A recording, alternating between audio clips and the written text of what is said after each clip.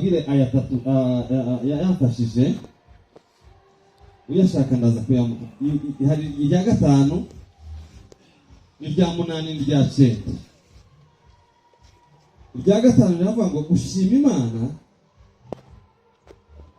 ni byiza kuko niyo izitangiriro ryawe ikamenya n'iherezo.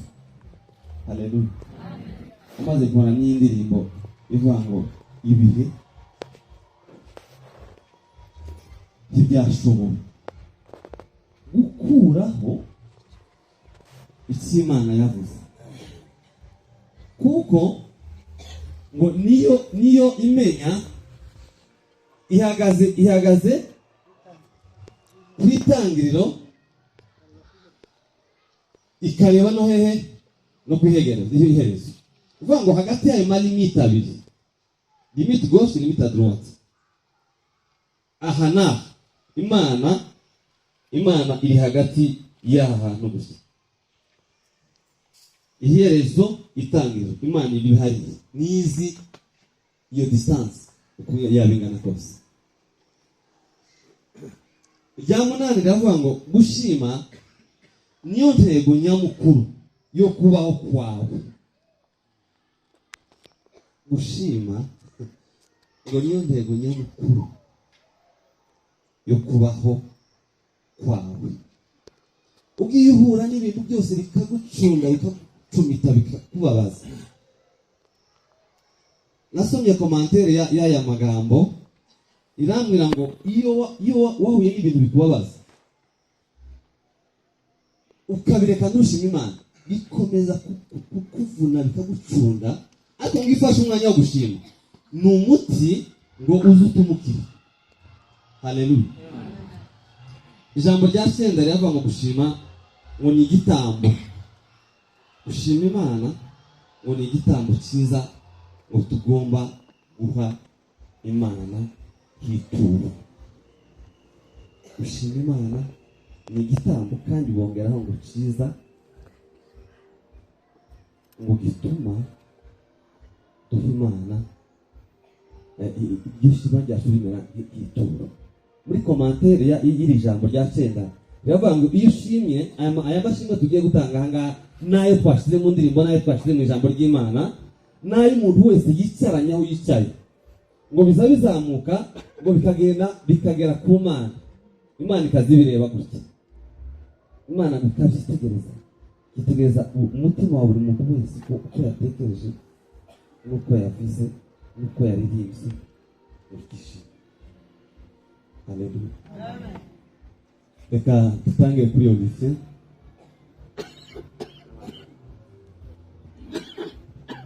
Haleluya. Haleluya.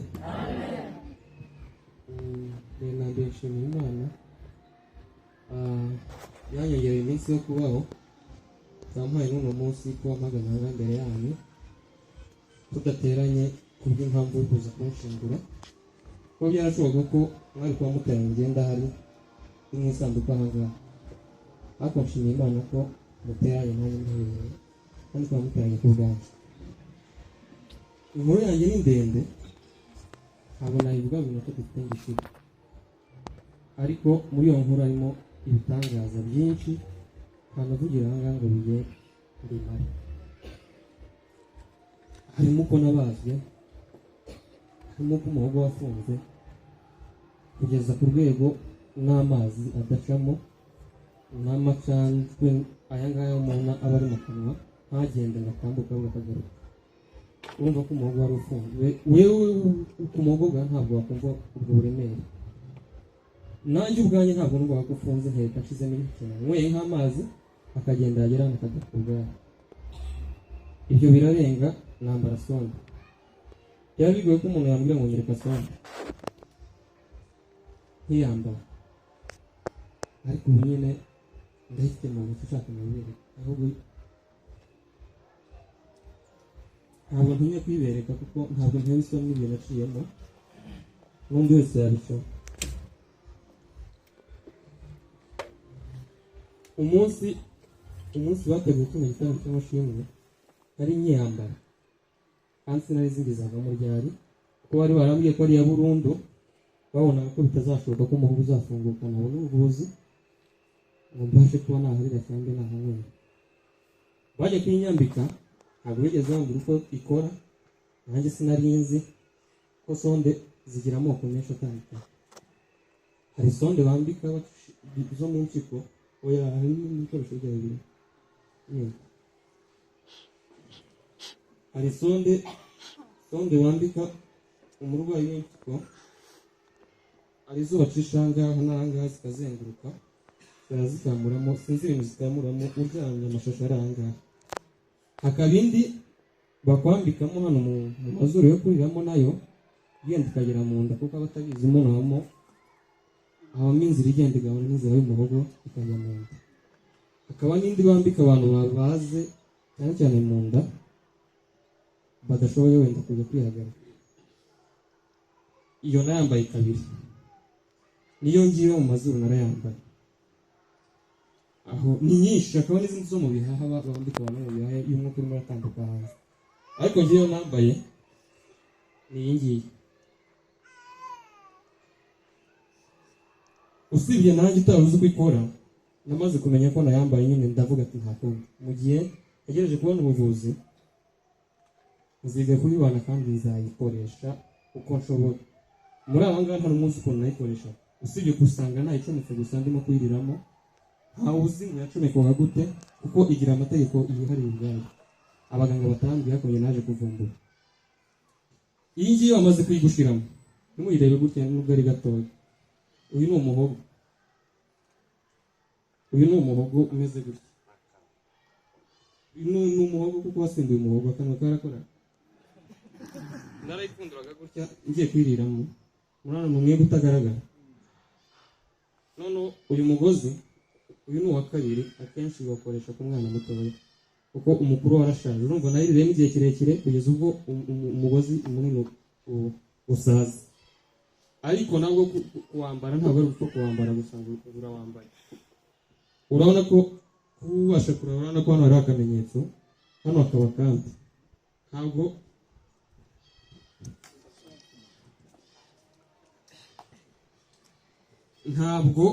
ntabwo wayicomeka gutya ngo izajyemo, ntibyakunda. nta nubwo wapompa ibiryo ngo bigende, ahubwo ubwayo uratunganya gutya ukabona kwinjira n'inyeganyega, ntibe yanavamo yamaze kugeramo, kuko aka niko kaba kari mu mubiri, hasohoka aka ngaka gusa, aka kandi kaba kari hanze, aka kaba kari mu nda, aka ngaka ureba.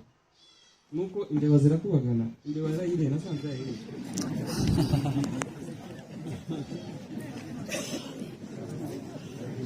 Iyo atinyutse ikarya sonde, iyo bamaze kubaga bakayishyira mu nda, iba imeze gutya, irambuye gutya. Ariko iyo imaze kugera mu nda, bacishamo serenge ntoya mo hano gutya, bakayihagamo amazi, yagera ahangaha kakaba kameze nka shampiyeri, muri wa mwenge ikaza igakora nk'akantu kameze nka baro, kugira ngo muri wa mwenge wa wundi handi yaciye itazagaruka, ahubwo igafatamo kugira n'ibiryo waririye mu nda bidasohoka. Ibyo naje kubimenya ko nta muntu wari ubizi muri abo bose, ubwo buzima mbubamo. Noneho ndavuga nti ibiryo bica muri ino sonde ntawe wabibona mu Rwanda hano, birahenze. Bashatse no kubitumizaho, tuzajya babitumizaho muri HCR, abona ntibabivamo. Noneho ndavuga nti burya vitamini ntabwo irangirira ahangaha, ahubwo vitamini iyo igeze mu gifu nibwo igifu kikora ibyo gikora, kikohereza mu maraso. Ndavuga ati nari naraguze blender n'igufwa, ndanga ushizemo n'igufwa yoreza. Noneho bagateka, bamara guteka nkahita umugore w'ibyanjye, ndamenye ko mbigenza ku ruhande, bazaga bakanareba n'uburyo mbigenza bikabacana.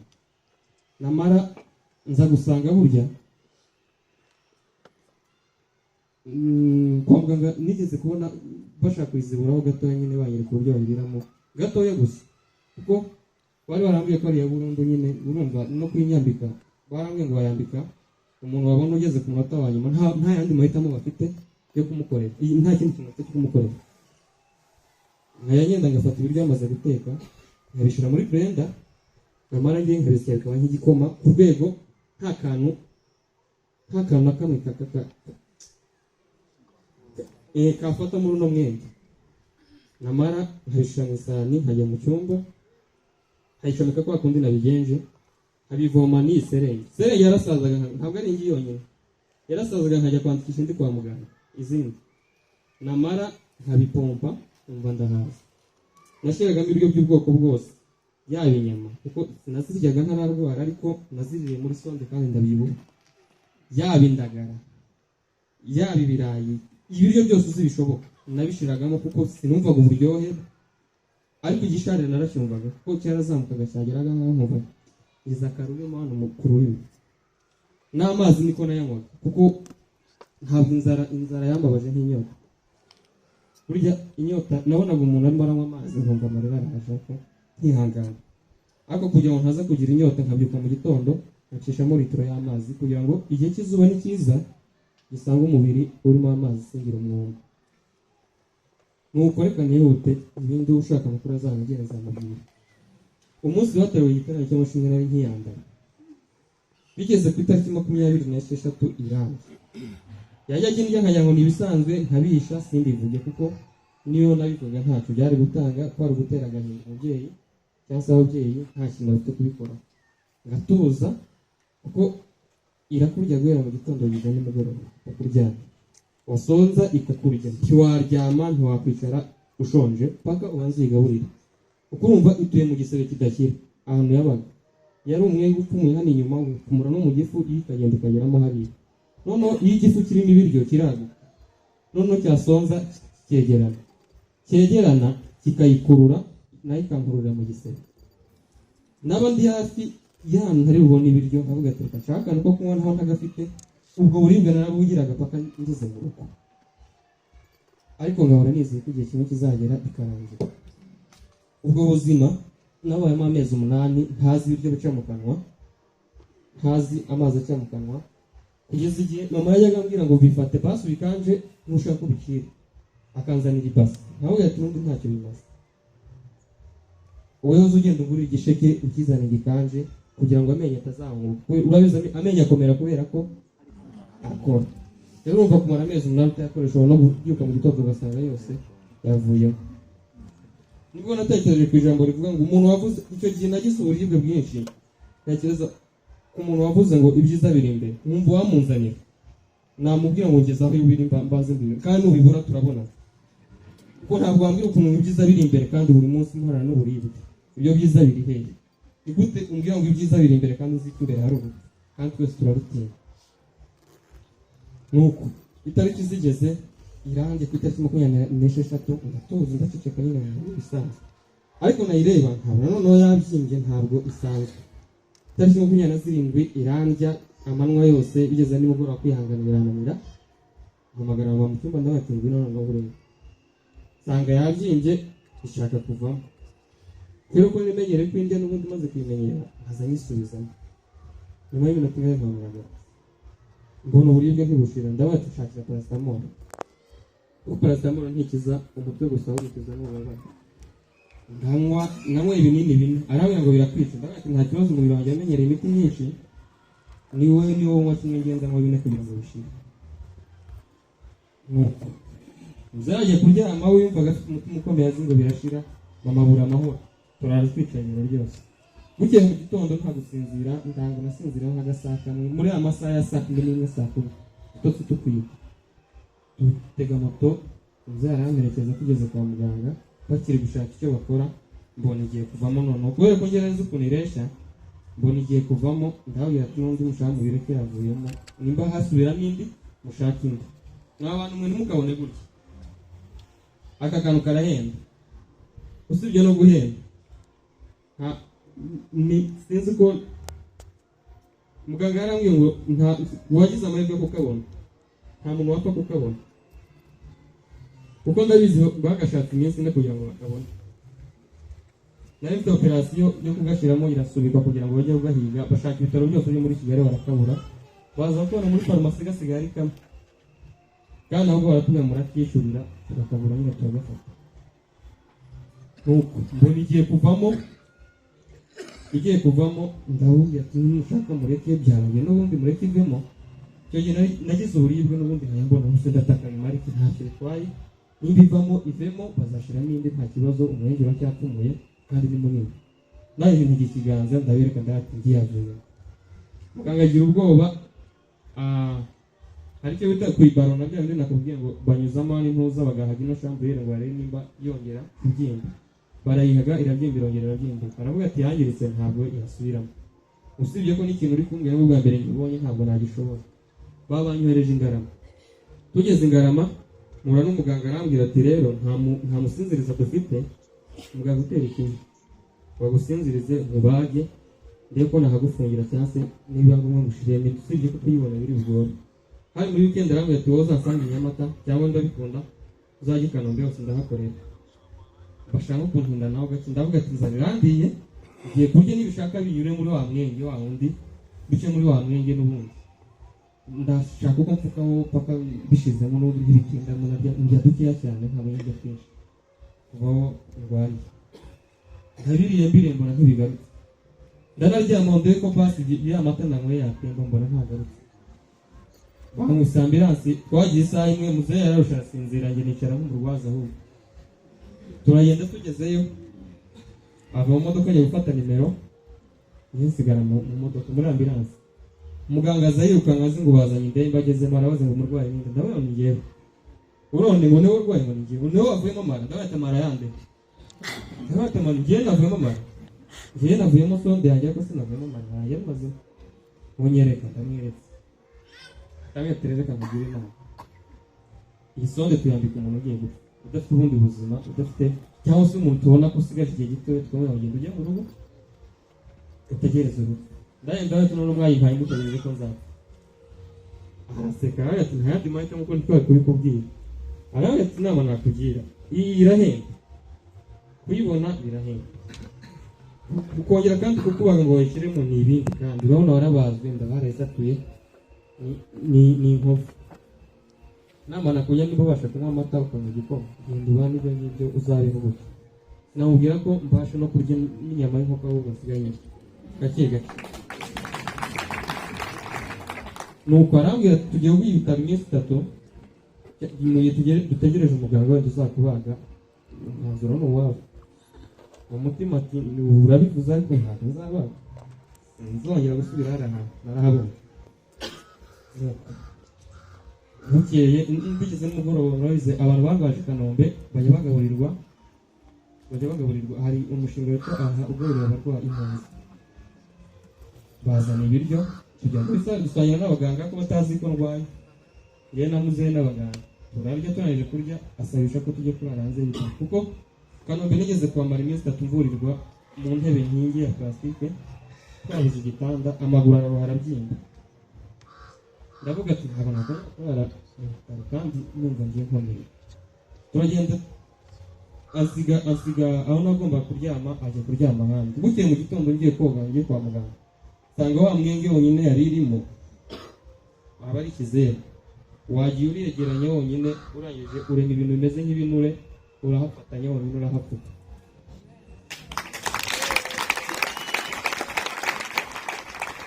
Ndangije icyo nakoze njye naroze ndangije koga nawe mbere yuko wapfuka wabanje gukuramo imyanda yose. Urumva igisebe kimaze umwaka n'amezi 3 hafi 4 kiba gifite imyanda imeze ukuntu. Umuriro uragenda uvoma imyanda yose yarimo uyimena hasi hanze. Njye nkajya ndwara no guhanagura ko bigeze mu gitondo mbona yashizemo kandi nyine mbona hasigaye ibintu by'ibinure umubiri wiremeye.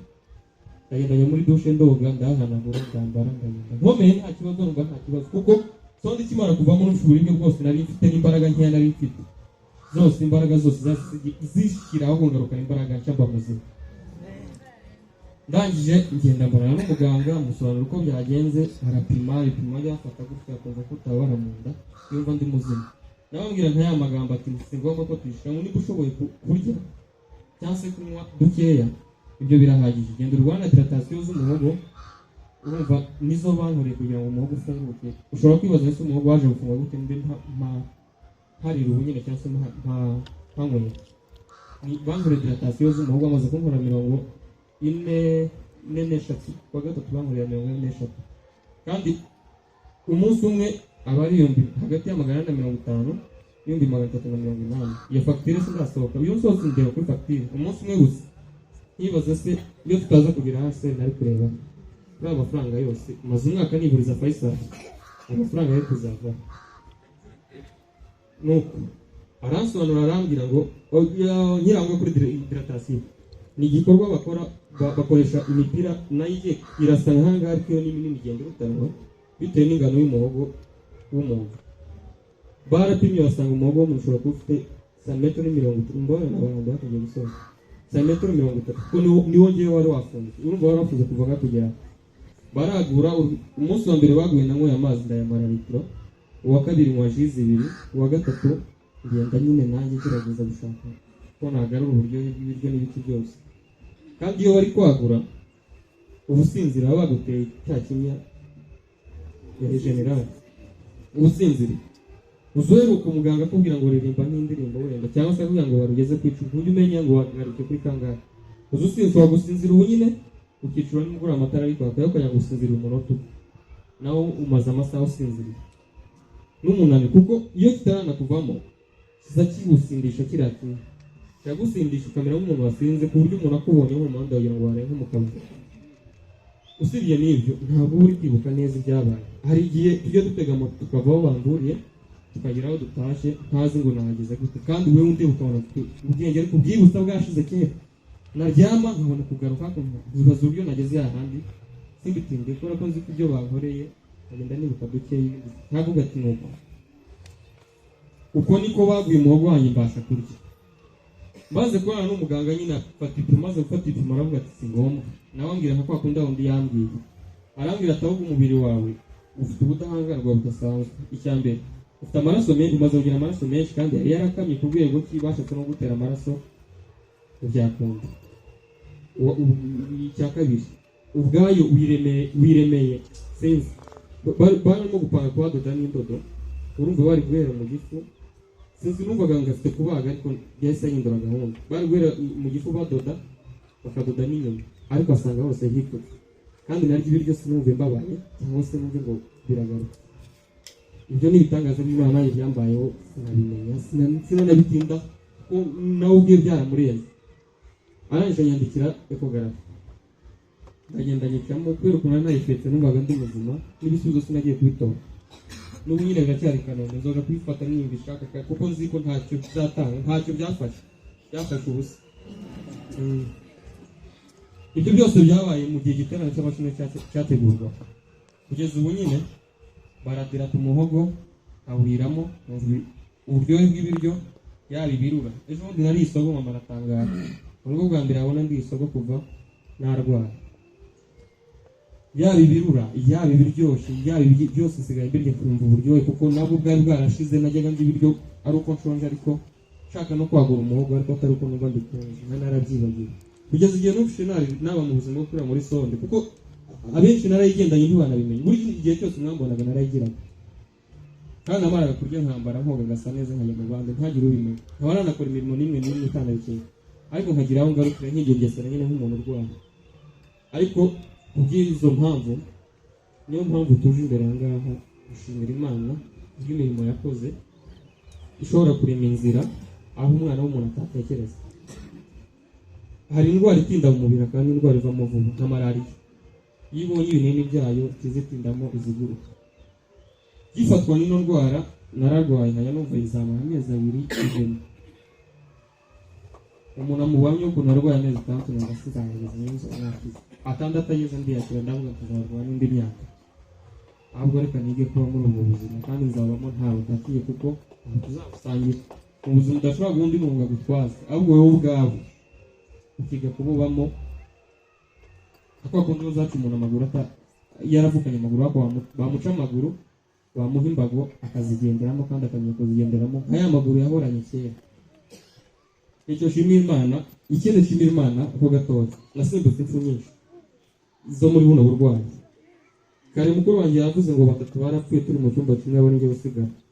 Hari undi munsi nabwo nari ndi kumwe na mama gitanda nari ndi kubera igihe namaze ndware muri iyo room nari mfite n'icyumba gifite impuza nini mama arahandi nako mwese murazi narahageze noneho haza umugabo w'imusanze w'umunyamasisi arwaye kanseri yari arwariye nk'iminsi 5 arangije mama asigamo ajya gushaka ibiryo byo kurya hari atarafatana neza icyo gihe nararyaga bikabatangaza uburyo njya kandi nta muhogo ufite wo kurya. Amaze kujya gushaka ibiryo asanga cya gitanda kimaze gupfiraho abantu 2 mu mwanya yaragiye gusa asanga hapiriho wa mugabo n'undi bazanye uje gusimbura kuri cya gitanda iwe apataranacyurira kandi yaje ari kuvuga sinzi ukuntu byagenze gusa nanjye byanciye mu maso mbona asubijeho umurambo agarutse asanga igitanda kirera ati sawa umuntu yagenda yakiyapfa ahubwo n'undi bazanye nawe yapfuye acaho haza undi mugabo ngo Rafael nawe w'umurundi nawe niba yukara musize arenge igihe wari utarashigana na anje yararenge uwo mugabo ndayibonye ko yanagiye mu ijuru kuko yemereye aho ngaho mu bitaro kuko turwanye n'umupasiteri araza aramwihanisha aremera aratura byose. Nyuma y'umunsi bateganya kumuvana ngo ajye kurangiriza mu Burundi ajya muri komere iryo joro nari nicaye ndi kurya kuko ari kumaze mbyuka nkarya nijoro abandi baryamye umwuka ushiramo ndi kumureba uwo mugabo niwe twadusigaye tuganira niwe twadusigaye tugira ibiryo bingana udukaroni uduki yabona nzanye dukana kandi ndumva ngize inzara nanjye mpereza yavuga ikirundi nawe ati n'ubu nyine ngira isano yansigiye mu rugo arigenza nireba nkamwibuka uwo nguwo nawe acaho mureba ni benshi bapfuye ndi kureba baranga ngo mvuge kuko niba narajyanye nko ku bitaro 13 byose byapfiriye haba najyaga mva wundi yagisimbura akagisigara aho nta kirenze nangiza nkibaza kibanza muri ngewe niba urupfu rutankurikira utarafata ahubwo njye ubwanjye ushobora kuba mfite Imana inyuma yawe ituma rutangira nuko singiye kuvuga byinshi by'ukuntu nabazwe inshuro nyinshi. Ejo n'umushobora mugabo avuga ngo ntiyarazi ko wafata umubiri wawe ngo wahoma ahandi ngo habashe kuba baraguhoma ukabibira ariko bakaguhoma bagafata ino nyama bakayiwa amanu no kwitama umubiri ukagaruka. Niba yibuka umwana waturikanwe na gaze twabanaga hari Kanombe, bajyaga bagenda bagafata inyama yanga bakayihoma mu maso umubiri ukagaruka, bagafata inyama yanga ku kibuno bakayitera hano umubiri ukagaruka mu buryo utabibona. Nabazwa amara kubera ko ntabashira kujya kuri toilette, urumva byatwaye nk'amezi abiri nkajya kuri toilette kandi niki handi byakamanutse ngo bice hasi agasanga barafunze ahubwo bikagaruka nkabiruka kandi sindoke bya bindi nariye nkaruka bya bindi byamaze umwanya. Bibana igihe kinini babona nta wundi mwanzuro bahita bambaga amara bahindura inzira y'amara barayifunga batera ahandi ku ruhande. Mara ibyumweru bibiri ntabasha kujya kuri toilette. Ku munsi wa nyuma baragiye kunsubiza muri sale ngo bambage kandi bampimbira indi nzira. Ni sinzi barogiye kunshamo sone. Niko yambwiye ndawe ati mbona ko ari ubuzima. Nibona ko ariyo mahitamo ya nyuma bikora. Numva ariko atari ko bimeze ndawe ati ndababwira ati no amasansi gaje muri kenge muri toilette cyane tujye muri icaye. Gezemo numva birakunda. Ibyo mbishimira Imana ko ntarasubiyemo. Bitandukanye n'undi mugabo nawe ndibuka baramujyanye yagize ikibazo nawe agezemo kubera ubwoba gusa. Bakimara kumushira ku gitanda amurambitse akibona ibikorera abavuga ngo mundeke mbanje muri toilette kubera ubwoba gusa, ajya amagaruka atabaza kubera ubwoba gusa. Ubwa kabiri nabwo nabazwe bagiye kwishiramo bagiye gushiramo inosone, urumva nabwo n'indi operation itari kubera urumva abantu baraga saa 5 z'ijoro. Ubwa mbere abantu saa 5 z'ijoro bangarura saa 12 za mu gitondo ndi kubaza ngisangani ndihe bakanga ndanga bakandanga. Ni byinshi ubishaka nzomubwira twitonze. Ni byinshi ngiyenshemo duke utwo nibuka, ariko ibyo mbabwira Imana irahari kandi kugirira neza uzagaruke kuyishima, kuko nutayishima turi mu isi y'ibibazo izakwereka. Kandi bakubwira ukanga kumva hari ikigutegereje imbere kizakwemeza ibyo wawundi yakubwira. Reka ndekera hangana kuze menshi abandi bavuga tuzavuga ubutaha.